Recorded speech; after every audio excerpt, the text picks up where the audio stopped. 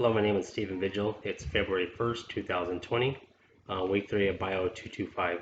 In today's lab, I'll be going over differential stains and direct and negative stains. So here off to the side, I have all my supplies already ready. And for video purposes, I'll kind of just go over everything without kind of walking through demonstrations. So here I have all my gram stains here, and I already have my slides prepared. I have gathered all my supplies here, and I have a few blank slides here that are already prepared. The cultures I'll be going to be sampling and the stains that will be used and differential them. The purpose of the stain is not only to visualize the sample, but also help them identify them. So here I have direct M, already stained already, to negative M, and then I'll be going over the E. coli one as well. An example would be a gram-negative versus gram-positive bacteria. Knowing which bacteria would have in a case such as this would be determine the course of treatment in given antibiotics. So that's why they use the different samples. Gram-negative bacteria will also stain purple, while the gram-negative bacteria will stain pink, and you'll see that in the pictures I'll be providing. So here I have a slide ready labeled. I'm going to take a sample from my mouth. So I'm going to use my area has been ready sterilized, so I'm just going to put some gloves on.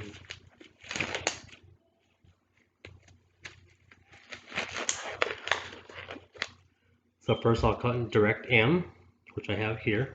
I put a circle on the back because that's where the smear from the swab will be. So I'm going to take the sterile swabs. So obviously you just got to put it in the mouth when it's rubbing against your gums and your teeth, okay? And then discard of this. For video purposes, I'll just kind of be walking over everything. Then we're going to get the crystal violet. I'm going to place 1 to 2 drops. We'll go in the center of the slide, so 2 drops there. I'm sorry, let me clarify that. Once the smear is done, I'm going to put it over the candle first, using the clamp. So you want to rub it over a couple times, a few times over the candle, set it down, let it dry for about a minute, actually about 10 minutes, okay? Then you get the 1 to 2 drops of the violet and then put them on here. So once it's cold, here's a slide. So you want to make sure the smear's side up, obviously. And then once it's ready, it'll be able to see it through the microscope. So here I've done 3. Not sure if you can see those properly. 2, the second view, and the third view here, which I'll be uploading on my lab. The second one, the next staining technique, we're going to be doing the Congo, which is 2 negative. So for lab purposes, I already kind of done everything ahead of time.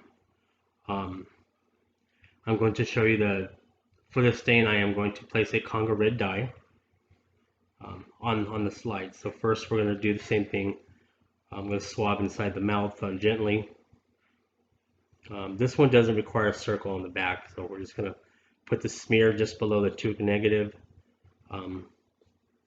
Heat the sample a couple times. Obviously not using your hand, but using the plates, run it over a couple times. Let it dry for about 10 minutes, and then apply 1 drop of the Congo red.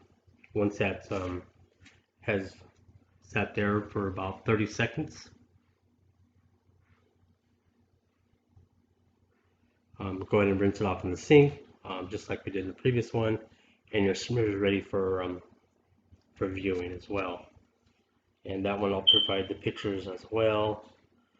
Hopefully you can see them.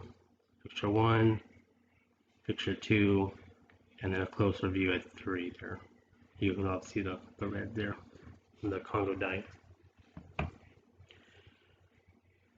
The next one we're going to do is the E. coli.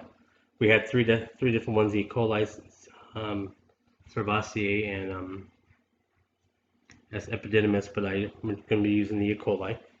This one requires a couple of different processes, okay?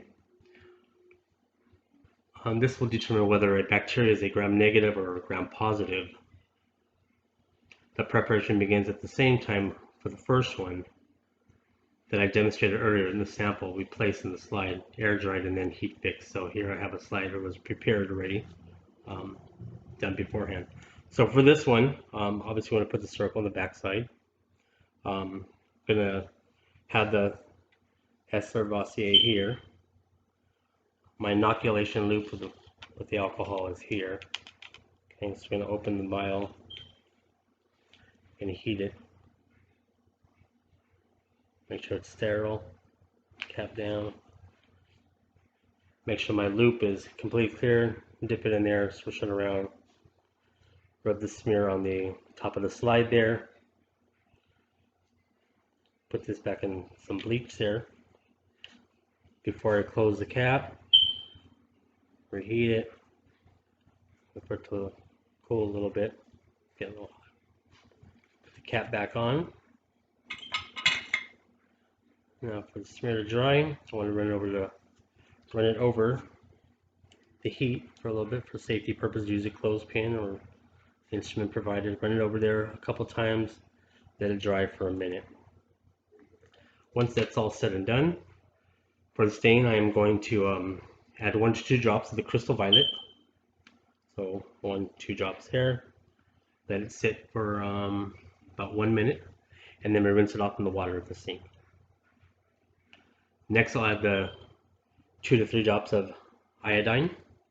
So center of the slide, 1, 2. Let it stand for 1 minute, and then same process, rinse it over. And then step 3, the decolorizer. So this one I will get 2 to 3 drops in the center, 1, 2, 3. Let that one sit for about 30 seconds, and then same process, rinse it over. And then the last one, number 4, gram stain number 4, 2 to 3 drops, 1, 2, 3. Let that sit for 1 minute, and then rinse it off. And then your E. coli stain is ready for determining differential stains. And for the video purposes, I already took pictures for that. Hopefully you can see them. Picture 1, picture 2, and you can see the different colors in gram stain, negative, and the differential stains. And that concludes my video. Thank you.